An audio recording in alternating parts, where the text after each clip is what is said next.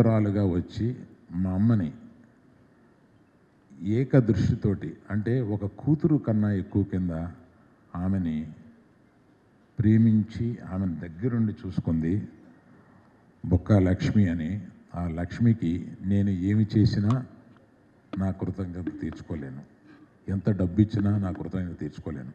ఎందుకంటే ఆ లక్ష్మి అనే ఆవిడ అంత చక్కగా మా అమ్మని ఏ చిన్న విసుగు లేకుండా అంత ప్రేమిస్తూ చూసింది కనుక ఆమెకి నేను చెప్పుకోవాలి.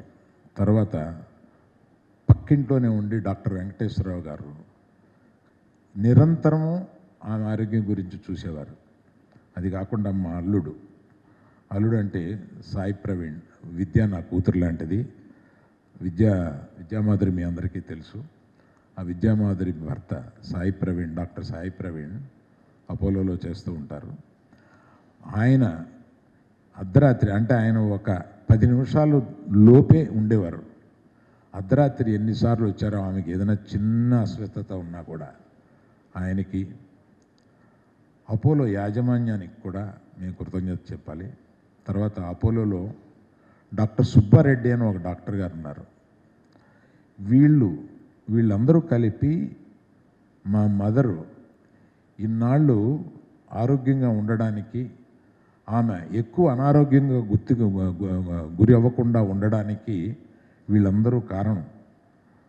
వాళ్ళందరితో పాటు నా స్నేహితుడు గోపీచంద్ ప్రతిదానికి నన్ను అడ్వైస్ చేస్తూ మా అమ్మని ఎలాగ లాంజివిటీ తీసుకురావాలి అనే దాని మీద అతను కూడా ఎప్పుడూ నన్ను అడ్వైస్ చేస్తూ ఉండేవాడు. ఇది కాకుండా అమ్మని, అంటే మా అమ్మ లాస్ట్ 1 year ఐసీయూకి పంపకూడదు ఈమెకి ఆర్టిఫిషియల్ వెంటిలేషన్ ఇవ్వకూడదని కుటుంబంలో నిర్ణయం తీసుకొని అపోలో నుంచి ఒక ఐసీయూఏ తీసుకొచ్చి ఆవిడ బెడ్రూమ్లో, ఆవిడికి కనపడదు కానీ ఆవిడ వెనకాల టోటల్ ఐసీయూ ఎక్విప్మెంట్ ఉంటుంది. అలాగా ఐసీయూని ఆవిడ దగ్గర తీసుకొచ్చాం కానీ ఆవిడని ఎప్పుడు ఐసీయూకి తీసుకెళ్ళలేదు.